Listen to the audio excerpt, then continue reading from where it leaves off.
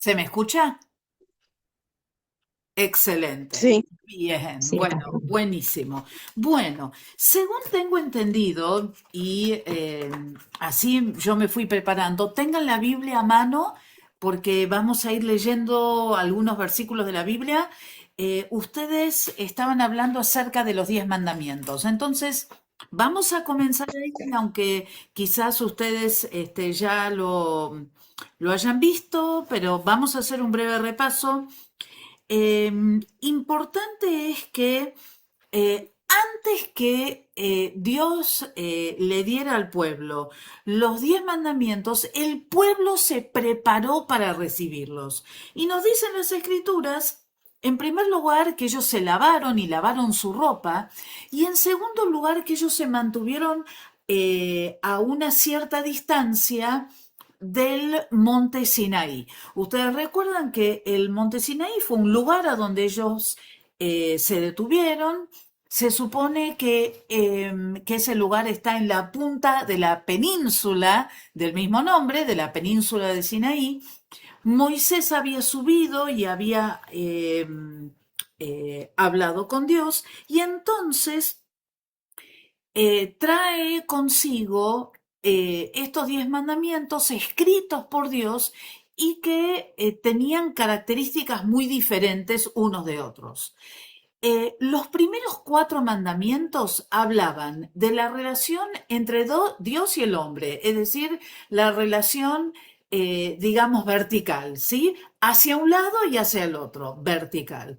Y los otros mandamientos tenían más que ver con las relaciones horizontales, es decir, tenían que ver con uno mismo, con los padres, con el prójimo, con las cosas del prójimo, etcétera, etcétera. Entonces, muy importante establecer esa diferencia para poder diferenciar algunos mandamientos de otros, ¿no?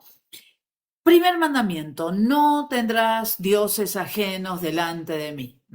Hablando de la unicidad de Dios, de que Dios era el único Dios al que ellos tenían que adorar. Ustedes tienen que entender que estos mandamientos y después las leyes que vamos a ver después, apuntaban a que el pueblo comprendiera que ellos se iban a salir del molde. Es decir, hasta ese momento ellos habían conocido o habían estado en lugares a donde había pueblos que tenían muchos dioses, que cada dios correspondía a una necesidad o a una situación en particular. El dios de la cosecha, el dios de la siembra, el dios de la luna, el dios del sol, el dios de la tierra, el dios del mar o la diosa, y podemos seguir hablando y hablando y hablando.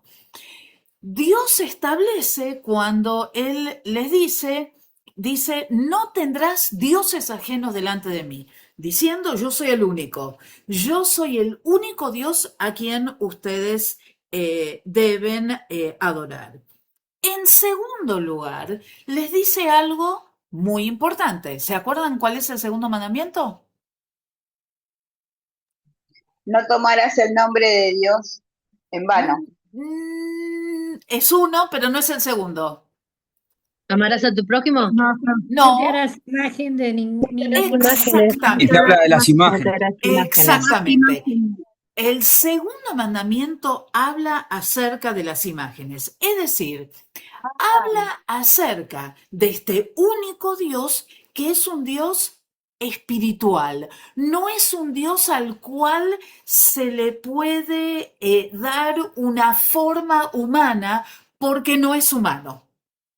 No es animal, no es planta, no es ninguna cosa que se le parezca, sino que Dios es espíritu. Y es necesario, nosotros sabemos que después las escrituras dicen, y es en espíritu y en verdad que es necesario que nosotros le adoremos. Es decir, otra cosa para separarlo de los dioses que estaban a su alrededor.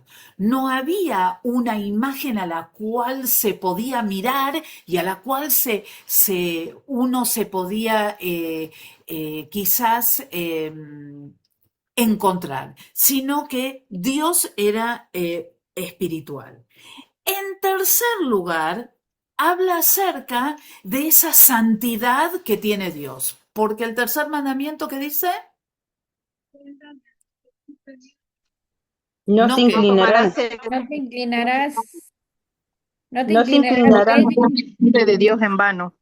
bueno, a ver, esperen porque, claro, yo dije no y ustedes dijeron lo que decía. Esperen, vamos a leerlo. Dice, yo soy el Señor tu Dios, estoy en 22, ¿sí? Yo soy el Señor tu Dios, yo te saqué de Egipto, del país donde eras esclavo. Primero, no te harás ningún ídolo ni nada que guarde semejanza arriba en el cielo, ni con lo que hay abajo en la tierra, ni con lo que hay en las aguas debajo de la tierra. No te inclines delante de ellos ni los adores. Yo, el Señor tu Dios, soy un Dios celoso. Cuando los padres son malvados y me odian, yo castigo a sus hijos hasta la tercera y cuarta generación. Por el contrario, cuando me aman y cumplen mis mandamientos, les muestro mi amor por 1000 generaciones. Toda esa idea tiene que ver con ese primer mandamiento y segundo mandamiento. El tercero dice, no pronuncies el nombre del Señor tu Dios a la ligera. O como dice la versión más antigua, la versión Reina Valera, no tomarás el nombre del Señor tu Dios en vano. Es decir, ahí está hablando acerca de la santidad de Dios.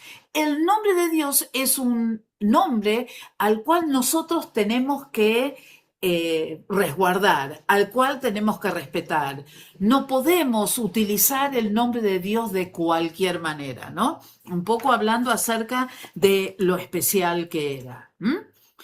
El cuarto mandamiento, ¿qué les dice a ellos que tienen que hacer? Santificar las fiestas.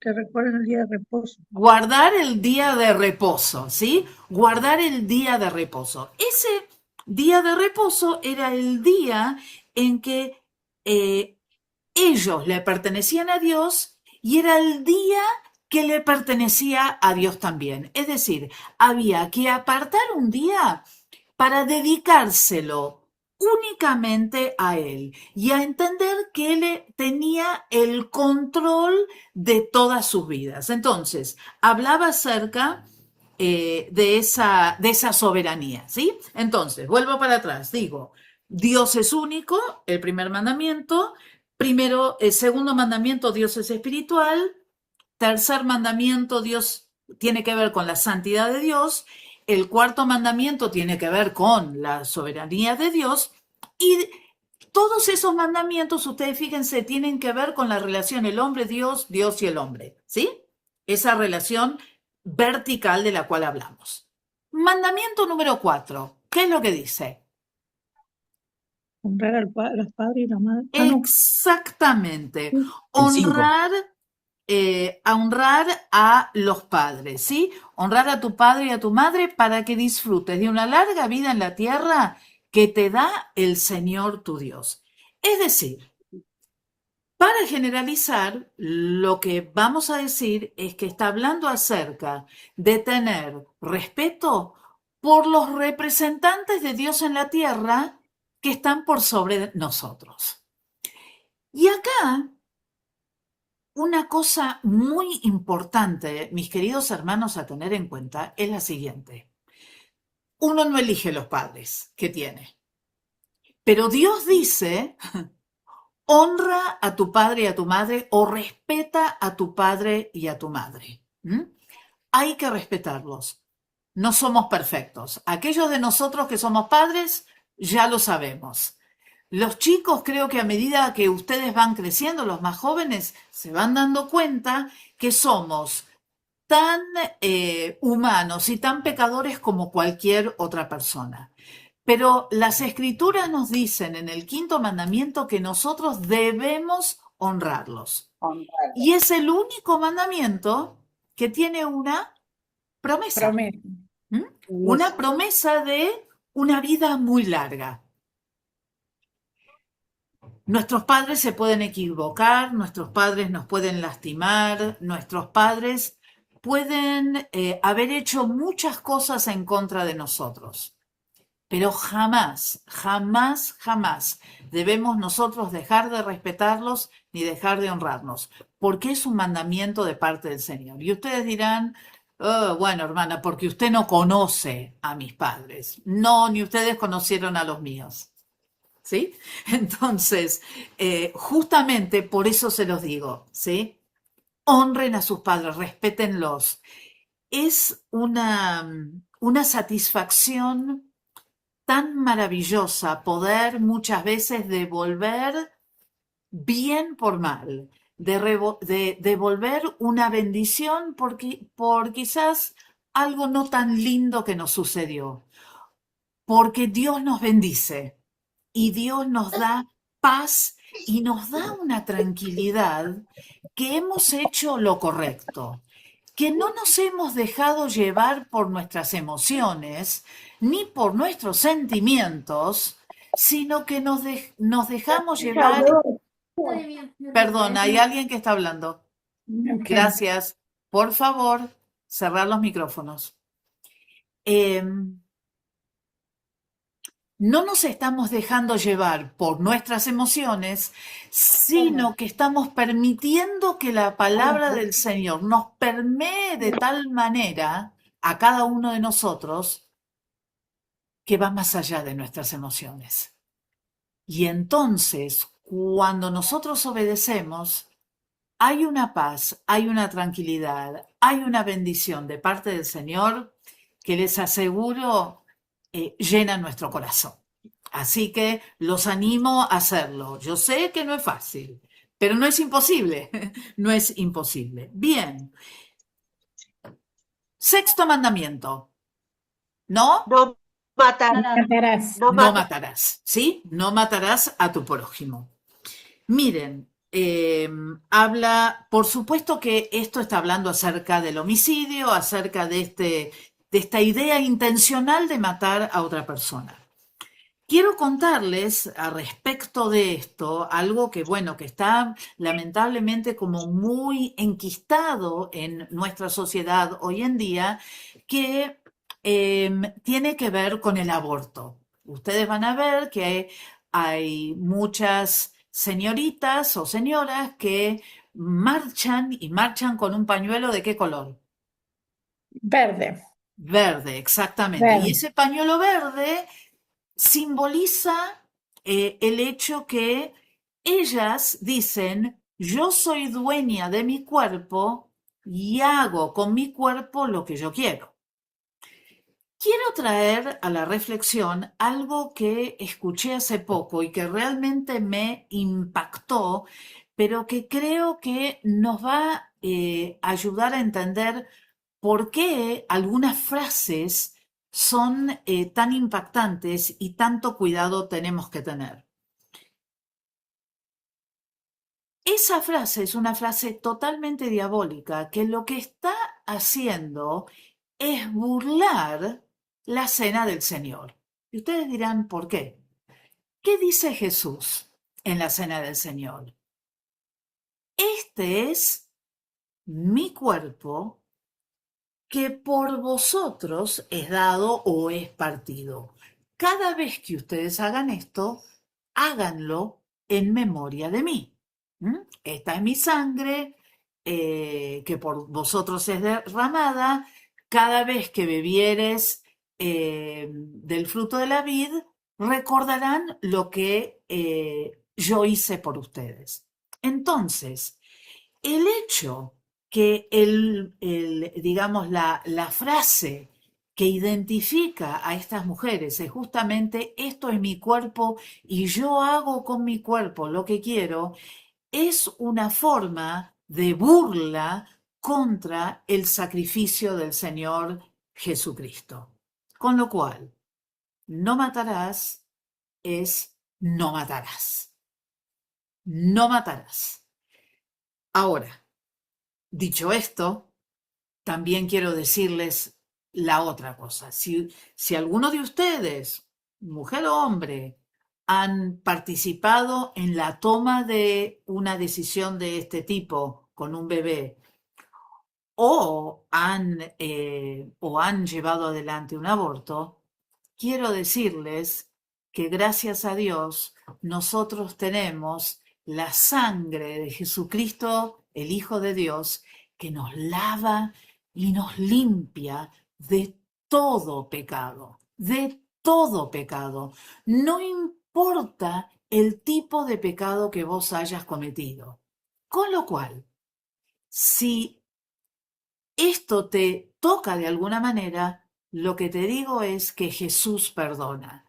Jesús perdona, Jesús limpia, Jesús transforma, Jesús regenera y Jesús, el Hijo de Dios, que murió, resucitó y ascendió y ahora está a la diestra del Padre intercediendo por cada uno de nosotros. Y como cuerpo decimos, amén. Amén, ¿no es cierto? Lo decimos, amén, díganlo, amén, Amén. Es así, Amén. es así, Amén. hermanos y hermanas, ¿sí? Nosotros no tenemos que andar con condenación, tenemos que andar en vida, tenemos que andar en la bendición del Señor. Pero también entendiendo que si hemos cometido algunos de estos errores de los cuales se hablan en los 10 mandamientos, pues hay que remediarlo. Hay que pedir perdón al Señor y hay que saber que Dios hace la diferencia, ¿sí? Mandamiento número 7 dice, no cometerás No cometerás adulterio. Adulterio. adulterio. Exactamente. Es decir, la familia es sagrada. Podemos tener problemas, podemos tener crisis, podemos tener momentos en que parece que no hay vuelta atrás de muchas cosas. Pero hermanos, la sangre de Jesucristo, su Hijo, nos limpia de todo pecado. No caigas en adulterio, busca al Señor. Busca de su presencia, busca que Él haga la diferencia en vos. Hacé un trabajo de introspección, pedile al Señor que te muestre cuáles son aquellas cosas que tienen que cambiar. Pero no cometas adulterio, porque ahí sí que te metes en un lío que es mucho más complicado. No que el Señor no lo perdone, pero es un lío muchísimo más complicado del cual salir. Así que los animo en esta noche a no cometer adulterio. Bueno, el octavo, ¿cuál es? No robar. Exactamente, no robar. Es decir, respetar la propiedad del otro. Ahora, fíjense ustedes que uno a veces piensa que robar es el que tiene una pistola en la mano y es el que te pide que vos le entregues algo. ¿M? Pero a veces no pagar nuestros impuestos es robar.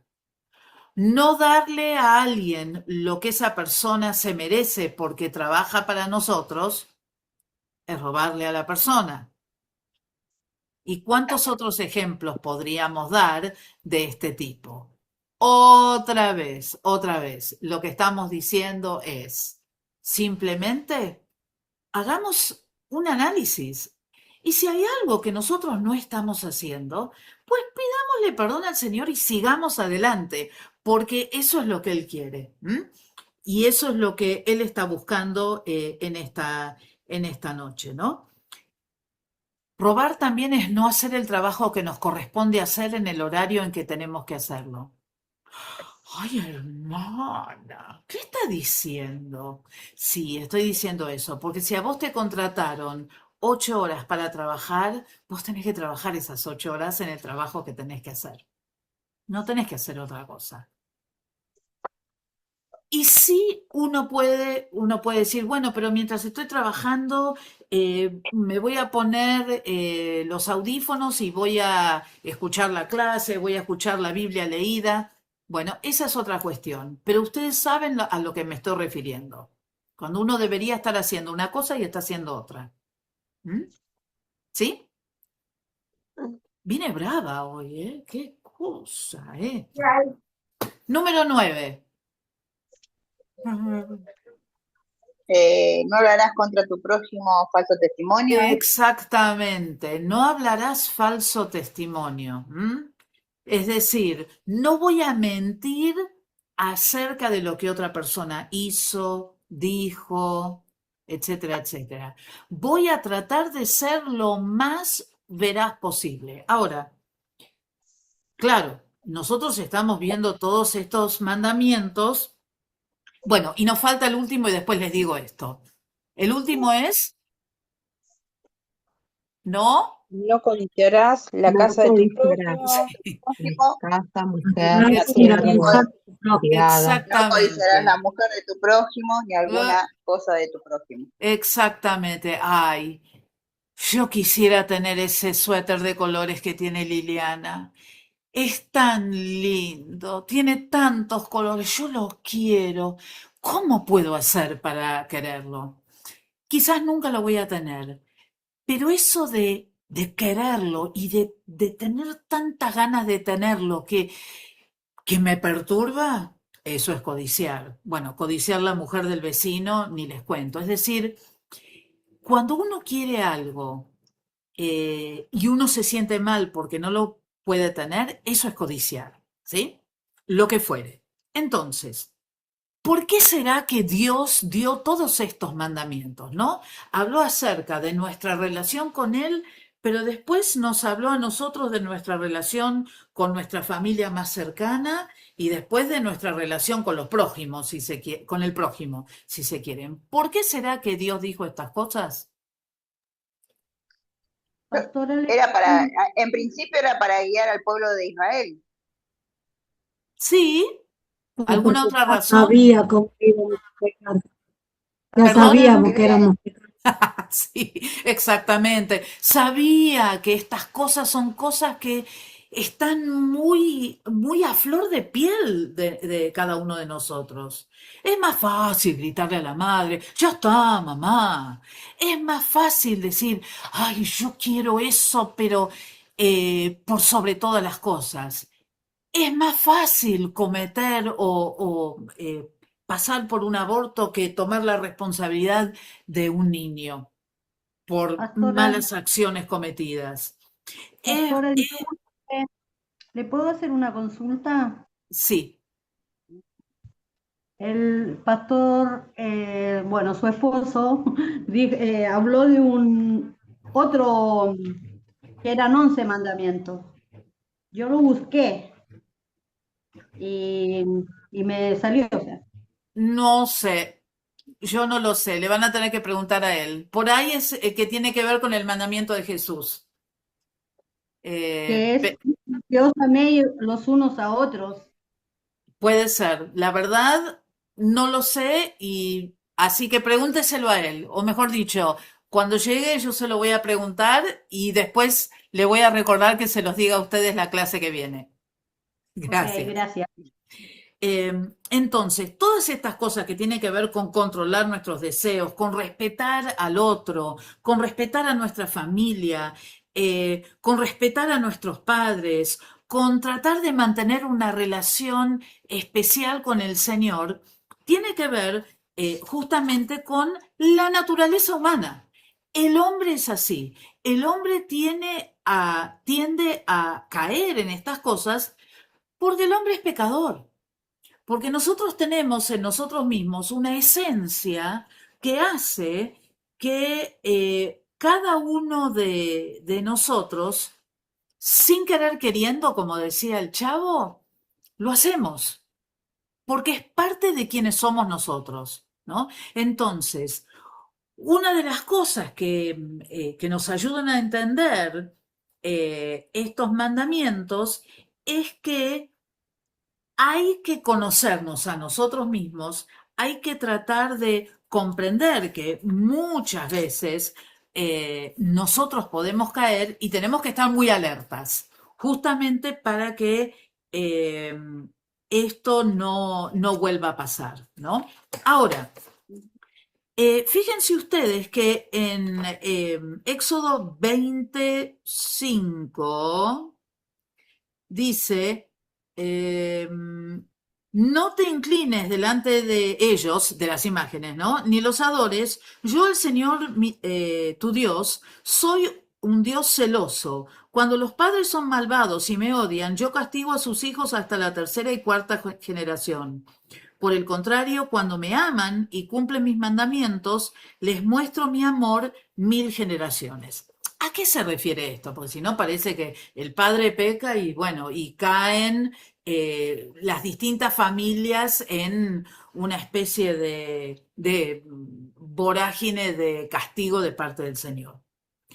Lo que ocurre muchas veces es que cuando los padres pecan, muchas veces ese pecado va a estar expuesto a otros miembros de la familia y lamentablemente esos miembros de la familia van a también a caer en lo mismo porque es el ejemplo que tienen. Es decir, muchas veces ustedes, y seguramente que ustedes cuando piensan en sus padres, hay ciertas cosas que ustedes hacen de cierta manera porque sus padres se las enseñaron así, no sé, a doblar la ropa, a cocinar una cierta comida, a hacer algún tipo de trabajo si ustedes han heredado eso de sus padres y lo que uno hace es copia lo que ve. Entonces, si los padres pecaban, era muy fácil que los hijos también se contaminaran con ese mismo pecado. Entonces, la idea era cumplan con los mandamientos, obedezcan a Dios, adoren a Dios, para que eso también se pase de generación en generación. Que eso es un poco lo que después también ustedes van a ver el año que viene en el libro de Josué y en el libro de Jueces. La idea era, bueno, a las generaciones futuras hay que seguir enseñándoles las escrituras para que les vaya bien y para que el Señor los bendiga ricamente. Bien, después tenemos los capítulos 21 al 23, que habla acerca de muchas leyes civiles, habla de ceremonias, y algunas de las leyes nosotros tenemos que mirarla bajo los anteojos de entender el tipo de pueblo que ellos eran, ¿sí? Ellos eran un pueblo que era agrícola y era pastoril, es decir, se dedicaban a la agricultura y, o se iban a dedicar a la agricultura y se dedicaban a la ganadería, porque eso era un poco lo que ellos tenían. Ahora, para diferenciarlos de los pueblos que había alrededor, había ciertas cosas que no se podían hacer. Por ejemplo, había ciertas restricciones alimentarias. ¿Por qué no podían comer de ciertos animales? Porque muchos de los pueblos paganos que rodeaban a Israel y que rodearían a Israel una vez que llegaran a la tierra prometida, los comían después de haberlos ofrecido en sacrificio. Entonces, para diferenciar al pueblo de Dios de estos pueblos, se promovían estas restricciones alimentarias. Por ejemplo, en Éxodo 23:19, a ver quién lo tiene y lo puede leer. 23:19. Las primicias de los primeros, Uno. las primicias de los primeros frutos de tu tierra traerás a la casa de Jehová tu Dios. No guisarás el cabrito en la leche de su madre. Bueno, y uno diría, bueno, pero ¿por qué no se va a cocinar al cabrito en la leche de la madre? Si uno piensa hoy en día y a veces nos dicen, bueno, pongamos el matambre con leche en el horno para tiernizarlo un poco. Bueno, porque esa era una costumbre cananea. Y era una costumbre, eso, se guisaba el cabrito para después ofrecerlo en sacrificio. Entonces, eran leyes para resguardar. ¿Por qué? Porque muchas veces, si no, ellos se podían contaminar con las cosas que veían y no conocían el origen de las cosas que estaban haciendo. Entonces, Dios les dio todas estas diferentes reglas para que justamente ellos pudiesen entender que Dios los estaba resguardando, que Dios los estaba protegiendo, que el Dios de Israel era un Dios totalmente diferente a los dioses que ellos habían conocido, como les dije anteriormente, y que como nunca antes, las leyes civiles, es decir, las leyes que tenían que ver con cómo tratar a las familias, cómo tratar a los esclavos, cómo tratar a las diferentes personas, estaban totalmente entretejidas con las costumbres y con las leyes espirituales. Es decir, Dios no era solamente un Dios que iba a estar en un templo al cual le iban a ofrecer un sacrificio para aquietar su ira, sino que el Dios de Israel era un Dios de relación que buscaba tener comunión, es decir, conexión, es decir, unión con su pueblo y estar con ellos en todas las distintas actividades que ellos iban a hacer a lo largo de su vida. Por eso, y trayéndolo a nuestros tiempos, a nosotros no nos interesa tanto lo que, y quiero que entiendan el espíritu con el cual digo esto, no nos interesa tanto lo que ocurre dentro de la iglesia, sino que qué es lo que hacen ustedes los otros 6 días de la semana con lo que ocurrió en la iglesia el sábado, el domingo, el viernes, el día que ustedes vayan a la iglesia. ¿Por qué? Porque su relación con Dios no tiene que ser solamente la de una reunión o la de un mover del Espíritu Santo o el hablar en lenguas o recibir la sanidad en un solo lugar, sino que la relación con Dios, y es algo que nosotros siempre hablamos acerca de esto, nosotros no hablamos de una religión, sino que nosotros hablamos de una relación personal entre cada uno de nosotros con Dios que ocurre todo el tiempo y todos los días de nuestra vida. ¿Sí? Entonces, esto es lo que diferenciaba al pueblo de Israel de los pueblos que estaban a su alrededor. Y una cosa más muy importante. ¿Quién era la autoridad suprema en Israel? Faraón. ¿Perdón? El Dios, faraón. En Israel. Faraón no. Dios, Jehová, Exactamente. Era Dios. Era Dios. claro. Era solamente Dios. Moisés era un siervo del Señor, los sacerdotes y después iban a ser instrumentales para el, para el servicio para el Señor, pero este código, estas leyes que nosotros vemos en Pentateuco, lo que hacen es que se basan en la autoridad de Dios. Dios era para ellos la autoridad suprema. No era un rey. Por eso es que en toda esta primera etapa nosotros no vemos reyes. Si ustedes recuerdan, mucho tiempo después, cuando ellos ya estaban en la tierra prometida y ya estaban en Israel, y ya había pasado la época de los jueces y estos hombres o mujeres que se levantaban para luchar contra los vecinos que los tenían a maltraer, los moabitas, los edomitas, los fenicios, los filisteos y demás. ¿Qué ocurrió? Ellos comenzaron a mirar alrededor y dijeron, ellos tienen Dios, tienen reyes, y nosotros no tenemos rey.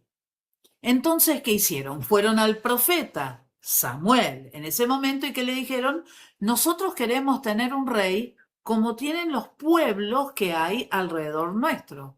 Es decir, que lo que no habían entendido es que lo que Dios quería es que ellos fueran un pueblo teocrático. Es decir, teocrático es el gobierno de Dios. Democrático es el gobierno del pueblo, ¿sí? Entonces, ellos no terminaron de entender eso, pero cuando nosotros leemos acá, bueno, más que nada Éxodo, Levítico y después la ley repetida en Deuteronomio, lo que estamos viendo es un Dios que enfatiza que Él es el Señor por sobre todas las cosas y que ellos debían obedecerle y que en tanto y en cuanto cumplieran con todas estas leyes, algunas que tenían que ver con las relaciones, otras que tenían que ver con Dios, otras tenían que ver con el guardado de ciertas fiestas o de ciertas cuestiones que ellos debían cumplir, que ellos iban a ser bendecidos y que Dios los iba a guardar. Entonces, muy importante que las leyes civiles y religiosas estaban entretejidas, eran una sola cosa. Y fíjense ustedes cuán importante es esto, que aún hoy en día muchas naciones en el mundo y muchas constituciones en el mundo y muchos códigos de leyes están basados en los 10 mandamientos. ¿Mm? Entonces, y ahí podemos establecer la diferencia entre lo que está bien y lo que no está bien. Entonces, eso es algo a recordar. Por supuesto que digamos, con todos los grises que han venido ocurriendo en los años posteriores, pero cuando uno va a las constituciones o a las leyes en el principio, son muy parecidas y tienen mucho de estos 10 mandamientos. Otra cosa que también aparece en estas leyes es la ley del talión, en Éxodo capítulo 21. ¿Se acuerdan lo que era la ley del talión?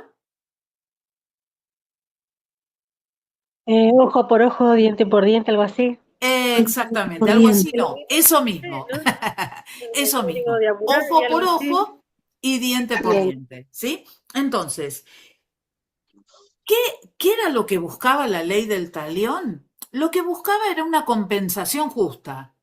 Vos cometiste una pena, entonces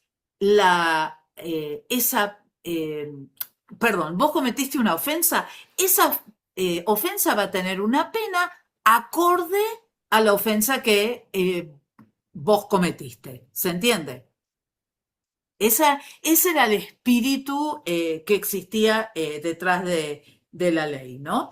Y eso un poco va, digamos, era como para poner de una manera más justa algo que ya en Génesis ustedes probablemente habían leído, y no vengarse 7 veces más, como dice Génesis capítulo 4, ¿no? Entonces, la compensación que se buscaba a través de la ley del talión era la justicia, es decir, vos me hiciste esto, bueno, esto va en contra, ¿no? Bien. Y después, No. eh, Ay, no. Ay, perdón, muchísimas luces. vamos a Míralo, míralo. silenciar, ahí está. Entonces, recuerden ustedes que ustedes hablan, los micrófonos están abiertos y todo queda grabado. Gracias. Todas estas leyes que el pueblo prometió cumplir fueron hechas de una manera muy solemne. Es decir, este era un pacto que Dios establecía con su pueblo y era un pacto que tenía mucha importancia porque el pueblo se estaba comprometiendo a cumplir con cada una de las leyes que Dios le había dado. Es decir, ellos habían salido de Egipto, ya no eran más esclavos y ahora iban a tener que vivir de acuerdo a un código que iba a ser muy diferente a lo que ellos estaban acostumbrados hasta ese momento. Y fue muy solemne, como les decía, fue muy especial y el pueblo hizo un voto de obediencia y después ofreció un sacrificio. Bueno, hasta ahí va todo, pero más que bien, parece ser que todo está muy bien.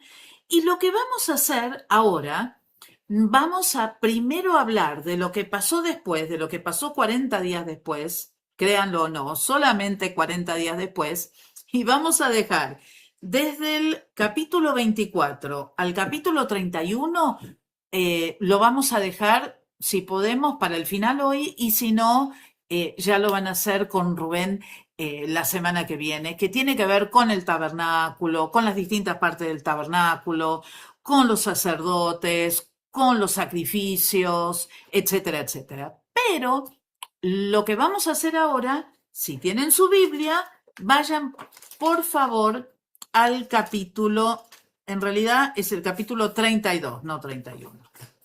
Y el capítulo 32, ¿con qué empieza?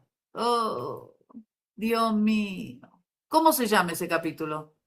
Si tiene título su Cerro Biblia. de Oro. No, Cerro de Oro. no. ¿Qué pasó acá? Bueno, solamente 40 días después de haber hecho el pacto con Dios y haber prometido solemnemente que Dios iba a ser su Dios, que solamente a Él iban a adorar, que ellos no iban a hacer imágenes, etcétera, etcétera, etcétera, llegamos al capítulo 32 y nos encontramos con lo siguiente. Al ver los israelitas que Moisés tardaba en bajar del monte, fueron a reunirse con Aarón y le dijeron: tienes que hacernos dioses que marchen frente a nosotros, porque a ese Moisés que salió de Egipto no sabemos qué pudo haberle pasado. Bueno, ¿qué demuestran estos versículos que hemos leído ahora? Que no tenían fe. ¿Fe? Tenían confianza. ¿Fe? ¿Confianza? Idolatría. No. Y Nunca no escucharon tener lo palabra. Pero, prometieron. Paciencia. bueno, esperen, me voy a retractar. No es que lo que están diciendo está mal, pero vamos a ver si podemos ahondar un poquito más. Moisés estaba en el monte. ¿Ellos a dónde estaban? En el valle. Abajo. Ellos estaban abajo. Ellos no podían subir. De hecho, ni podían acercarse al monte. ¿Sí? Entonces, ¿qué demuestra esto que ellos quieran empezar a hacer otras cosas por parte de ellos? Que no Querían un podían- Dios que querían un Dios que puedan ver y palpar, dice el libro. Sí, sí. Que no tenían La confianza en Moisés. impaciencia. Ok, ahí vamos llegando. No tenían paciencia, no podían esperar. Una característica muy humana es la impaciencia. Una característica muy humana es no poder esperar. No pudieron esperar los tiempos de Dios. No pudieron esperar los tiempos de Dios. Y como no pudieron esperar los tiempos de Dios, dijeron, bueno, vamos a solucionar este problema. Y ahora sí, podemos hablar, no sé si acá específicamente podríamos llegar a hablar de falta de fe, pero sí la necesidad de algo que lo llevara. Como no estaba Moisés, bueno, reemplacémoslo con algo. ¿Y a quién van? ¿Y Moisés que había tardado? ¿Cuánto tiempo? Y él había estado 40 días. Ah, Claro. Fueron ¿A quién Aarón. van? ¿El pueblo a quién va? Aarón, Aarón. ¿Y quién era Aarón? el hermano. El hermano, el segundo a cargo, ¿sí? Entonces van al líder y ¿qué es lo que le plantean? Le dicen, vos tenés que hacernos un Dios para que marche frente a nosotros porque no sabemos qué le pasó a Moisés. No podemos esperarlo más, necesitamos alguien que vaya delante de nosotros. Oiga, Profe, pero ahí también hay falta de palabra porque ellos habían 40 días antes prometido servirle a Dios y todo y no lo habían visto. Claro Ellos que sí, necesitaban algo. sí, Cuando nosotros analicemos, digamos, toda la historia, por supuesto que vamos a hablar de falta de fe en Dios, de falta de cumplir con la palabra que ellos mismos habían cometido. Lo que pasa es que yo estaba mirando este incidente en particular y a mí lo que me llama poderosamente la atención es que van a Aarón y ¿qué le dicen a Aarón? ¿Cuáles son las palabras que utilizan para hablar con Aarón? Bueno, ¿qué te parece si nos ponemos de acuerdo y hacemos un becerro? O hacemos algo, no es un becerro, hacemos algo para que nos lleve adelante. No es así. Les dice que No, Hazlo. levante, Él lo haga. Le Todo. exigió, levántate. ordenándole. exactamente, Le le dieron exigen. una orden, le exigieron. En la versión que yo tengo, que es la nueva versión internacional, dice, tienes que hacernos dioses que marchen Sí. al frente de nosotros, ¿sí? Y entonces, cuando uno imagina, está bien, uno ya sabe lo que pasó, pero traten de, gracias Hugo, bendiciones. Cuando uno imagina la situación, bueno, vienen al segundo a cargo y el segundo a cargo va a decir, no, bueno, esperemos, el siervo del Señor está con Dios, ya sabemos que está teniendo conversaciones con Dios, sepamos esperarlo, pero en vez de hacer eso, ¿qué es lo que hace? Le pide los zarcillos de Sí, oro. sí. Dice, quítenle a sus mujeres los aretes de oro y también a sus hijos e hijas, ay, perdón, no puedo leerlo, y tráiganmelos. Todos los israelitas se quitaron los zarcillos de oro que llevaron puestos y se los llevaron a Aarón, quien los recibió y los fundió. Luego cinceló el oro fundido e hizo un ídolo en forma de becerro. Entonces exclamó el pueblo Israel, aquí tienes a tu Dios que te sacó de Egipto. Entonces, ¿qué es lo que hacen? ¿Por qué hacen un becerro?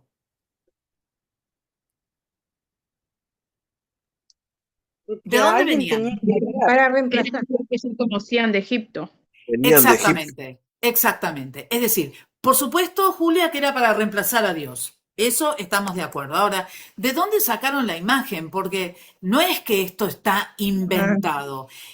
Ellos venían de 400 años de vivir bajo la cultura egipcia. Entonces, ¿qué conocían? Y bueno, conocían a los distintos dioses egipcios y en este caso, lo que ellos hicieron fue tomar a uno de los dioses, que ahora me olvidé el nombre,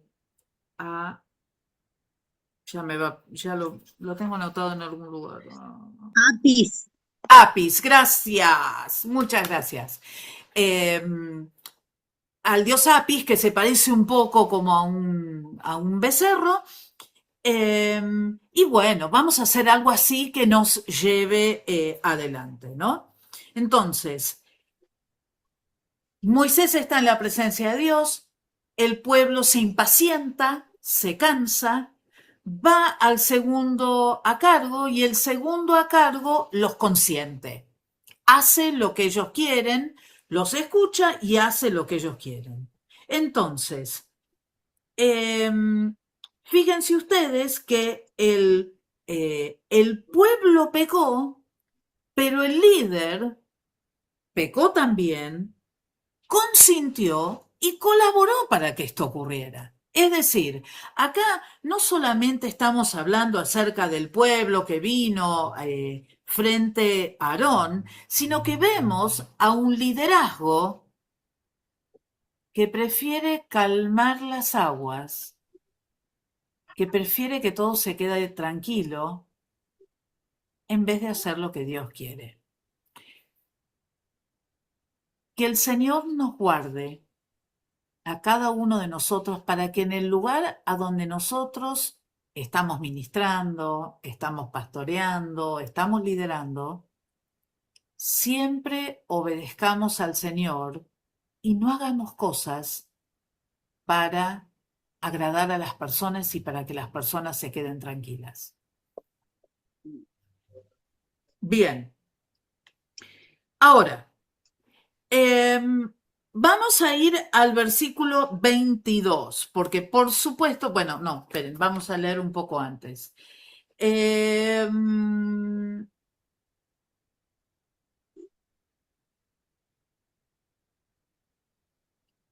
Vamos a leer el versículo 5. Estoy teniendo unos problemas de lectura tremendos.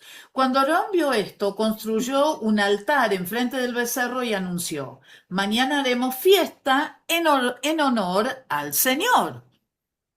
En efecto, al día siguiente los israelitas madrugaron y presentaron holocaustos y sacrificios de comunión. Luego el pueblo se sentó a comer y a beber y se entregó al desenfreno. Entonces el Señor le dijo a Moisés: baja, porque ya se ha corrompido el pueblo que sacaste de Egipto. Demasiado pronto se han apartado del camino que les ordené seguir, pues no solo han fundido oro y se han hecho un ídolo en forma de becerro, sino que se han inclinado ante él, le han ofrecido sacrificios y han declarado a Israel: aquí tienes a tu Dios que te sacó de Egipto. Ya me había dado cuenta que este es un pueblo terco, añadió el Señor, dirigiéndose a Moisés. Tú no te metas, yo voy a descargar mi ira sobre ellos y los voy a destruir, pero de ti haré una gran nación. Entonces, acá nosotros vemos cómo Dios está tan enojado con el pueblo y por las decisiones que este pueblo ha tomado, que le dice a Moisés: yo voy a destruir al pueblo y voy a hacer una nación de ti Moisés, ¿no? Y entonces, ¿qué responde Moisés? Moisés intentó apaciguar al Señor su Dios y le suplicó: Señor, ¿por qué ha de encenderse tu ira contra este pueblo tuyo, que sacaste de Egipto con gran poder y con mano poderosa? ¿Por qué dar pie a que los egipcios digan que nos sacaste de su país con la intención de matarnos en las montañas y de borrarnos de la faz de la tierra? Calma ya tu enojo, aplácate y no traigas sobre tu pueblo esa desgracia. Acuérdate de tus siervos Abraham, Isaac e Israel. Tú mismo le juraste que harías a sus descendientes tan numerosos como las estrellas del cielo. Tú les prometiste que a sus descendientes les darías toda esa tierra como herencia eterna. Entonces el Señor se calmó y desistió de hacerle a su pueblo el daño que le había sentenciado. Entonces, fíjense ustedes que dice, que Moisés le dice: en primer lugar, son tu pueblo, vos los elegiste. En segundo lugar le dice: Señor, pero si vos los destruís, los egipcios se van a burlar porque van a decir: los sacaste para nada, para destruirlos en el camino. Y en tercer lugar, le recuerda la promesa que Dios le había hecho a los patriarcas. Con lo cual, uno podría pensar: qué bueno sería que nosotros tuviésemos en medio de nosotros líderes que intercedieran por personas, que intercedieran por grupos de personas, que intercedieran por iglesias que quizás están desviándose del camino, para que se vuelvan al camino del Señor y el Señor muestre toda la misericordia que Él tiene para mostrarle a que tiene para mostrarnos en realidad a cada uno de nosotros, ¿no? Y que ojalá que a medida que nosotros vayamos creciendo como líderes, que vayamos formándonos como líderes, que podamos ser tan misericordiosos como lo fue Moisés. Amén. ¿Nos tomamos 5 minutos? ¿Les parece? 5 minutos son 20 y Sí, pastora. 57. 21:02 volvemos. ¿Sí? Bien, entonces, estábamos en Éxodo capítulo 32.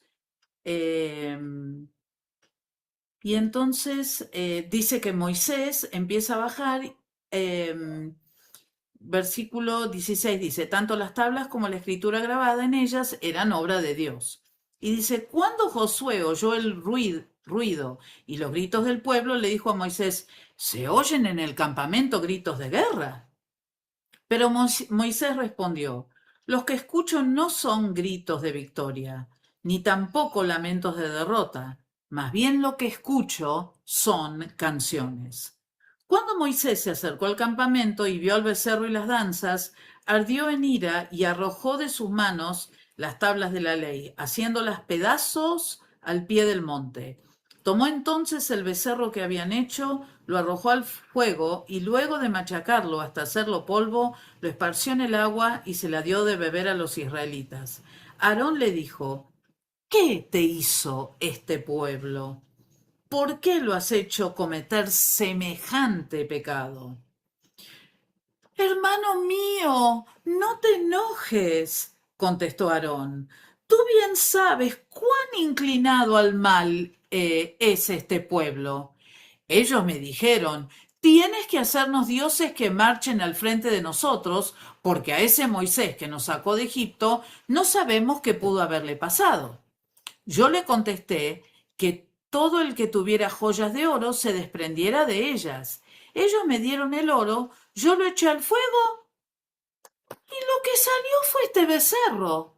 Parece un cuento absolutamente ridículo. Ahora, fíjense ustedes cómo acá nosotros vemos en Aarón características típicas humanas que están presentes en nosotros desde Adán. La mujer que me diste, ella tiene la culpa que yo pequé. Vamos, vamos, pero vos dijiste que sí. Entonces, pretender a estas alturas que Moisés creyera que Aarón no había tenido nada que ver en esta situación era harto ridículo. No se podía sostener semejante mentira.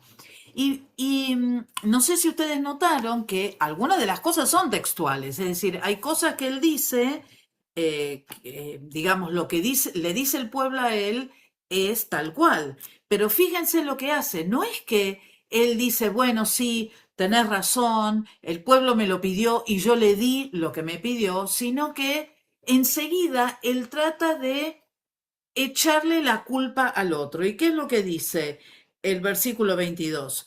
Tú bien sabes cuán inclinado al mal es este pueblo. ¿Mm? Es muy fácil, hermanos, cuando algo no está bien, cuando algo sale mal, cuando nos hemos equivocado, echarle la culpa al otro.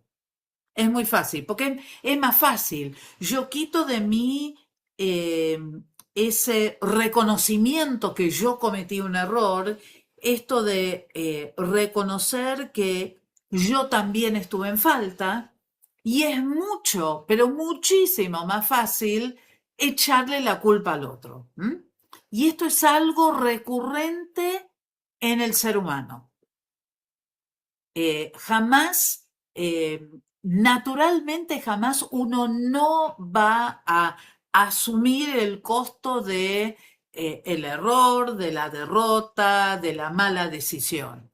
¿Por qué? Bueno, porque es más fácil compartir la culpa o echársela a otro y no compartirla, como en el caso de Aarón, ¿no? Y hay algo que uno como líder debe aprender. Y ese aprendizaje lleva su tiempo, porque nunca va a ser instantáneo. Es decir, no es que de un día para el otro vos no vas a asumir las responsabilidades de tus actos. Porque, bueno, muchas veces va a ser más fácil decir, bueno, este pueblo, estos jóvenes que están a mi cargo, estas maestras de escuela bíblica, estos adolescentes, estos preadolescentes, estos adultos, estos ancianos, es mucho más fácil poner el peso de la culpa en otro para uno sentirse mejor. como que uno trata de autoconvencerse, aunque las pruebas digan todo lo contrario, que bueno, uno tan mal no fue. Uno tan malo no fue. Ahora, lo que sí creo que remató esta historia y que seguramente que algunos de ustedes se deben haber sonreído, aunque sea internamente, es cuando él dice, porque él les dice, no, yo sí les pedí los aros de oro para hacer, dice, yo los tiré al fuego y lo que salió fue este becerro. Ridículo. No tenemos que ser grandes ceramistas, ni grandes orfebres, ni grandes artistas para saber que si yo echo algo al fuego, lo que va a ocurrir es que se va a derretir, va a cambiar la forma, el fuego lo va a afectar o lo va a arruinar, pero de ninguna manera cuando yo eche algo al fuego se va a hacer un becerro de la nada, porque además, en el caso de cualquier animal o cosa que uno haga de metal, uno sabe que tiene que haber ¿qué? Para que aparezca el animal. Molde. Claro, Molde. tiene que haber un molde. Un Si no hay molde. molde, no se hace. Y después del molde, ¿qué tiene que pasar? A ver, las ceramistas, las chicas ceramistas acá. ¿Qué tiene que pasar después? Una vez que uno derrite el oro, supónganse, derretimos el oro, lo ponemos en el molde y después ¿qué tenemos que esperar?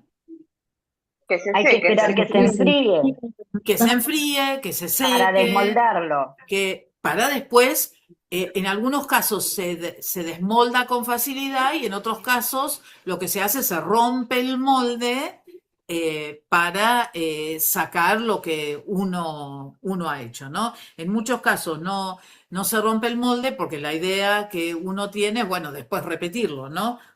O hacer otros parecidos. Entonces,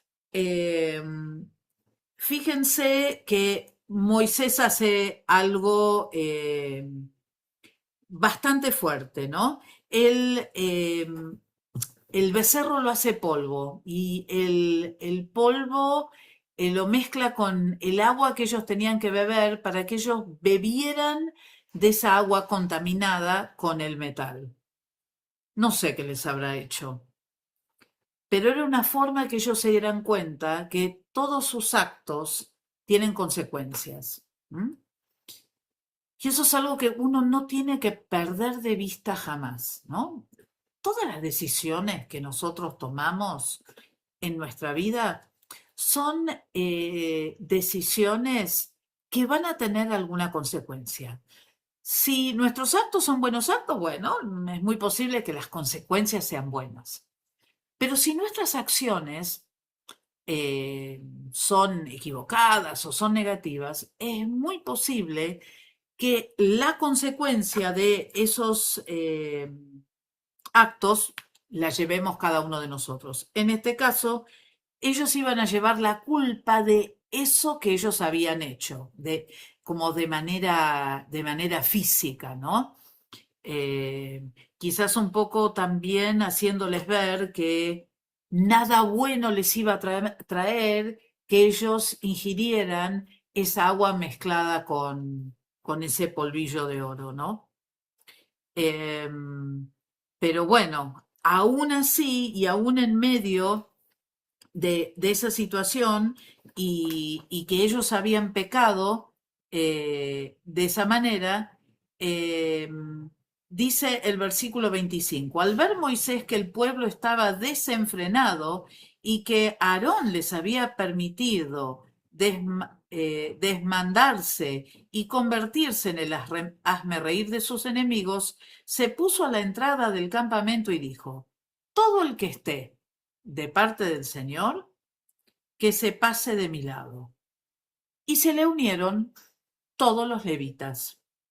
Entonces les dijo Moisés, el Señor, Dios de Israel, ordena lo siguiente, ciñase cada uno la espada y recorra todo el campamento de un extremo al otro y mate al que se le ponga enfrente, sea hermano, amigo o vecino. Los levitas hicieron lo que les mandó Moisés y aquel día mataron como a 3.000 israelitas. Entonces dijo Moisés: hoy han recibido ustedes plena autoridad de parte del Señor. Él los ha bendecido este día, pues se pusieron en contra de sus propios hijos y hermanos. Es decir, que en el momento en que los levitas, que eran los encargados de cargar con todos los enseres del tabernáculo, del cual no hemos hablado, pero van a hablar después, él les dice: ustedes van a estar encargados de todo, porque ustedes fueron los que tomaron la iniciativa de venir del lado de Dios, porque no era del lado de Moisés por el simple hecho que, bueno, a ver, ¿quiénes están conmigo? Sino que iba mucho más allá de eso. ¿Quiénes iban a ser fieles y quiénes iban a seguir al Señor?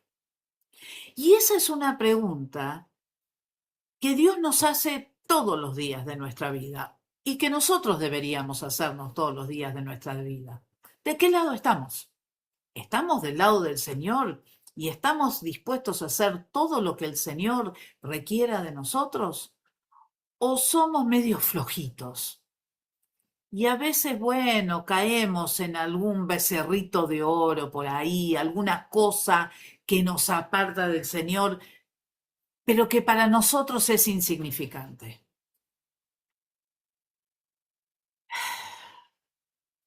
Todo lo que nos aparte del Señor no es insignificante, porque significa que nos aleja de Dios, que nos aleja de su presencia, que nos aleja de su verdad, que nos aleja de la realidad que Él quiere que vivamos todos los días, de esa relación que Él quiere tener con nosotros.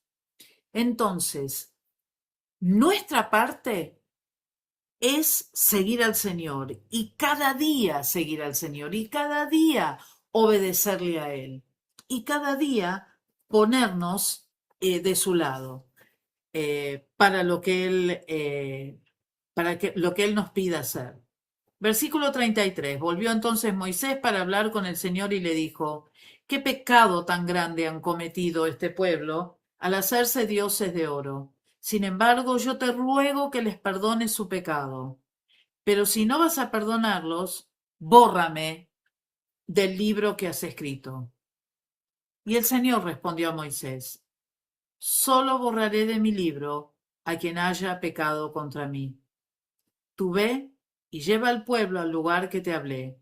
Delante de ti irá mi ángel. Llegará el día en que deba castigarlos por su pecado, y entonces lo castigaré.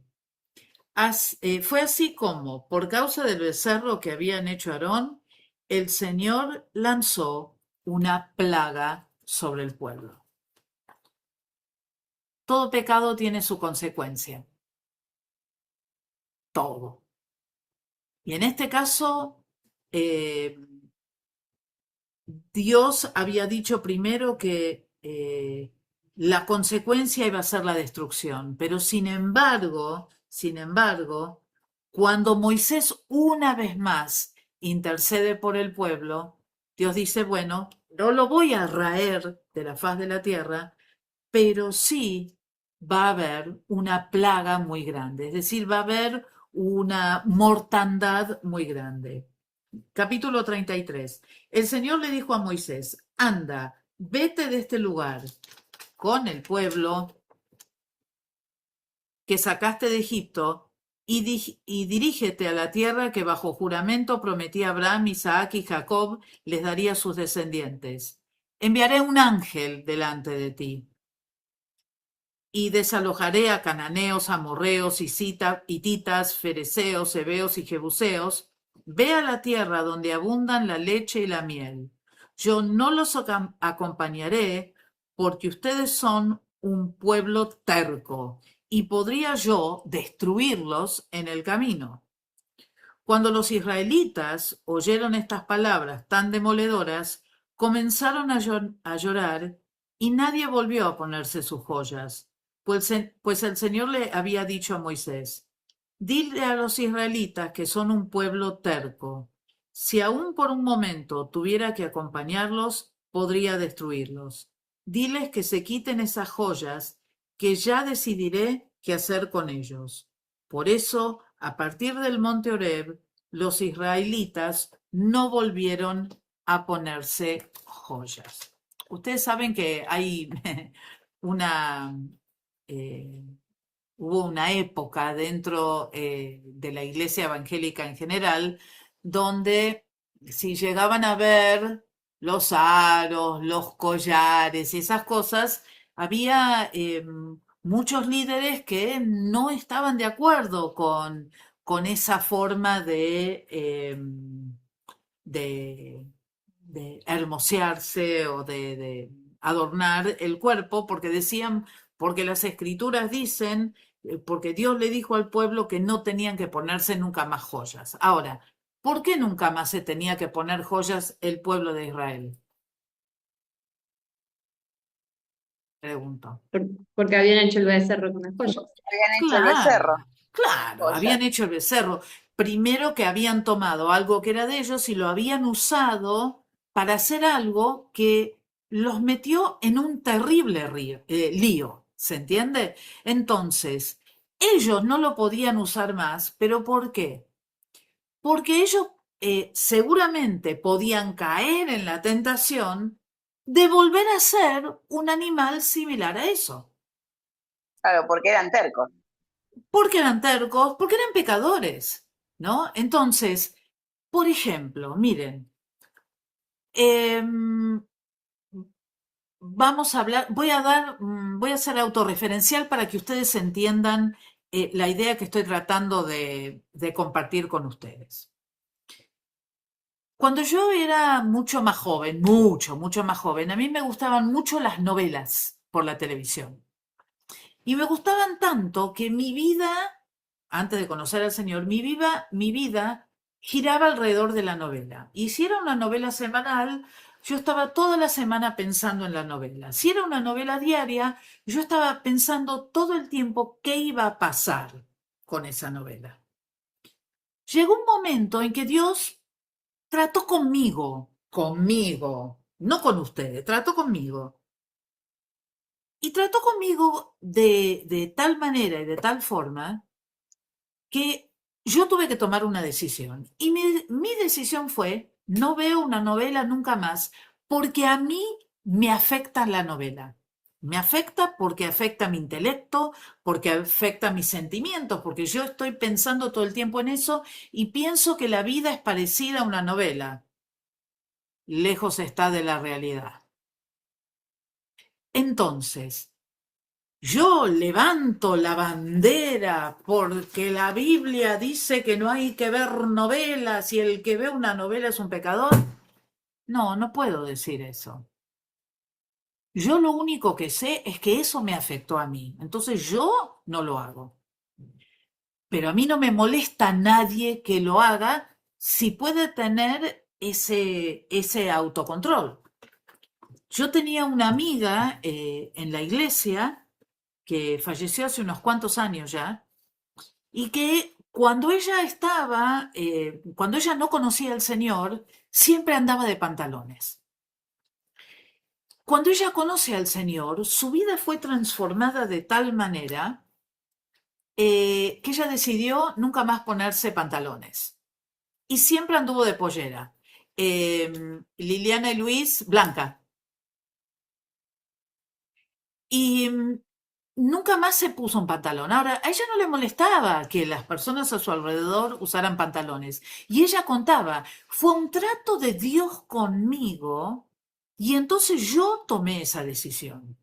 Ese es un Dios personal que trata con nosotros de manera personal. No un Dios religioso donde uno tiene que cumplir con una serie de pautas y de reglas que están escritas y que todos por igual tienen que hacer lo mismo, porque si no estamos todos en pecado. ¿Se entiende? Entonces, a lo que vamos con esto es que para el pueblo de Israel, evidentemente, el usar aros era un problema. para muchos de los que estamos acá no es un problema. Entonces, está todo bien. Lo mismo con el cabello. En muchas iglesias evangélicas, las mujeres tienen que recogerse el cabello y no se lo pueden cortar. También conocí en mi historia, en nuestra iglesia, a una hermana que tuvo cáncer de mama. La operaron, le hicieron una mastectomía, la hermana ya tenía en ese tiempo como casi 80 años. No podía levantarse a hacerse el rodete, porque una de las cosas que no podía hacer era levantar los brazos. Los médicos le habían pedido que ya no levantara más los brazos, y no lo podía hacer tampoco. Entonces un día le pidió a una hermana que le cortara el cabello. ¡Ay, el escándalo que le hizo la familia porque se había cortado el cabello! Gracias a Dios ella venía a la iglesia cuadrangular y no había ningún problema. Pero ella lo hizo por una cuestión práctica porque ya ella no podía armarse el pelo. Pero hubo personas que le hicieron un escándalo por haber hecho eso. Con lo cual, volvemos a esto. Dios es un Dios personal. Trata, gracias a Dios, con nosotros de manera mega personal. Lo que para algunos es algo muy fuerte, quizás para otros no lo es. Por eso es que también uno tiene que ser cuidadoso cuando está cuando estés en tu iglesia, cuando estés en tu grupo de pertenencia. Tené cuidado con la manera en que expresas diferentes cosas. Tené cuidado. Vos no sabés las personas que están a tu alrededor, qué es lo que están pasando o qué fue lo que pasaron. No te apresures a juzgar, sino más bien a acompañar y a contener. Y si hay algo que haya que cambiar, el Señor se va a encargar. No porque vos le digas algo a una persona, la persona va a cambiar. Porque ¿quién hace la obra? ¿Las palabras del líder? No. El que hace la obra es el Señor. Y cuando Él hace la obra, la hace perfecta. La hace para que la persona sienta el peso de la equivocación que ha llevado adelante, pero también el alivio de saber que está frente a un Dios amoroso que lo perdona y que día tras día lo va a ayudar a él o a ella a vivir una mejor vida cristiana. Tenemos que aprender cada vez más a ser menos duros con aquellos que están a nuestro alrededor y acompañarlos muchos más y orar por ellos para que Dios haga la obra. Porque cuando Dios haga la obra, ya está. No hay vuelta atrás. Ahora, si la obra es humana, y es posible que esas personas vuelvan a caer. Así que bueno, en ese sentido, los animo a cada uno a que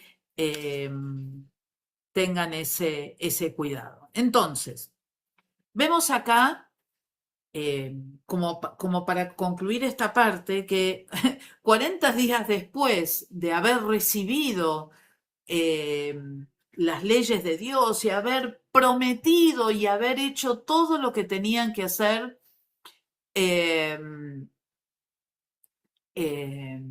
delante del Señor, 40 días después ya habían caído otra vez, ¿no? Y es fácil con el diario del lunes criticarlos, ¿no? Bueno, ¿cómo cayeron? ¿Cómo hicieron esto? ¿Cómo hicieron un becerro? Bueno, tendríamos que quizás analizarnos cada uno de nosotros. Probablemente no tengamos un toro o una vaquita delante nuestro, pero ¿cuántos de nosotros tendríamos que analizar si no hay alguna cosa que en este momento nos está apartando del Señor y que necesitamos destruir. Gracias a Dios que no es que nosotros necesitemos beber de aquello que por lo cual hemos pecado, pero sí saber que si hay algo que nos está apartando del Señor, que nos está haciendo poner la mirada en otra cosa, que nosotros podamos volvernos a Dios, podamos volver a entender la bendición del Señor y que sepamos que podemos renovarnos delante de su presencia, ¿no? Dios renueva el pacto con el pueblo. Y cuando ellos ven a Moisés, ellos ven a un Moisés diferente. Era un Moisés que había estado en la mismísima presencia del Señor.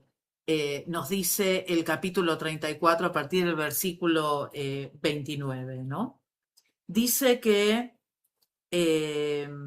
él, su rostro resplandecía, dice, llevaba en sus manos las 2 tablas de la ley, pero no sabía que por haberle hablado al Señor, de su rostro salía un haz de luz. Al ver a Aarón y todos los israelitas el rostro resplandeciente de Moisés, tuvieron miedo de acercársele. Pero Moisés llamó a Aarón y a todos los jefes, y ellos regresaron para hablar con él. Luego se le acercaron todos los israelitas, y Moisés les ordenó acatar todo lo que el Señor le había dicho en el monte Sinaí. Entonces, una cosa maravillosa que ocurre en nosotros cuando estamos en la presencia del Señor es que no somos los mismos. Quizás un halo de luz no va a salir de nosotros, pero hay algo en nuestro rostro, hay algo en nuestro carácter, hay algo en nuestro interior que hace que nuestro exterior sea diferente. ¿Por qué? Porque hemos estado en la presencia de Dios, porque le hemos permitido al Señor que Él haga una obra perfecta, maravillosa, especial en nosotros. Como líderes, como futuros líderes, como pastores, que hay pastores en este lugar, como líderes nacionales que también hay en este lugar, o líderes regionales, yo los animo a que estén en la presencia del Señor. Va a haber muchos pueblos de Israel que ustedes van a tener que volver a traer a su presencia. Pero tienen que estar con Él primero. Ustedes tienen que ver su gloria para de esa manera poder alcanzar a aquellos que se han alejado y que ven quizás un poco nublado o que lo ven todo medio gris o como que no ven colores, para que se acerquen a su presencia y vean la gloria de su poder, la gloria de su magnificencia, lo maravilloso que es estar en su presencia y no apartarse de Él, y que estén listos para hacerlo una y otra vez. A veces con unos, a veces con otros, a veces con otros otra vez. ¿Quién sabe? Pero si Dios tiene misericordia y los ama, ¿por qué no lo vamos a hacer nosotros? ¿No? ¿Qué les parece? Para pensar. Bueno, ¿qué es lo que les voy a pedir? Les voy a pedir que para la clase que viene lean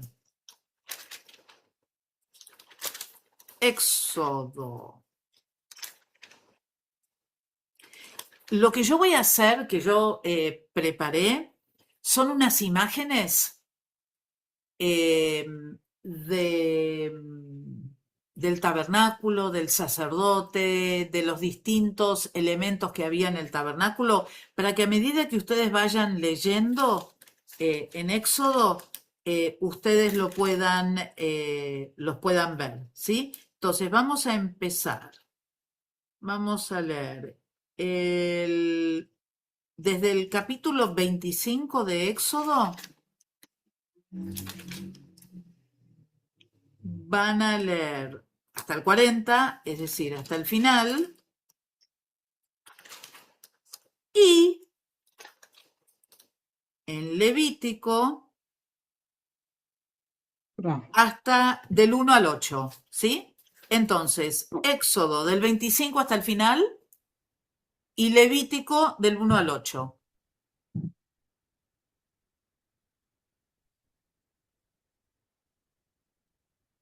Y yo les voy a compartir, además de subir la clase, lo que voy a hacer es compartirles estas imágenes para que a medida que vayan leyendo vayan viéndolas. Lo que van a ver en algunas de estas imágenes es que tienen algunas palabras en inglés, pero la verdad que dentro de todas las imágenes que estuve buscando para el tabernáculo, es la mejor y la más grande, entonces se va a poder ver bien. Así que disculpen el inglés, Rubén se los va a traducir la semana que viene, ¿sí? Así que los dejo, miren ustedes, qué buena que soy.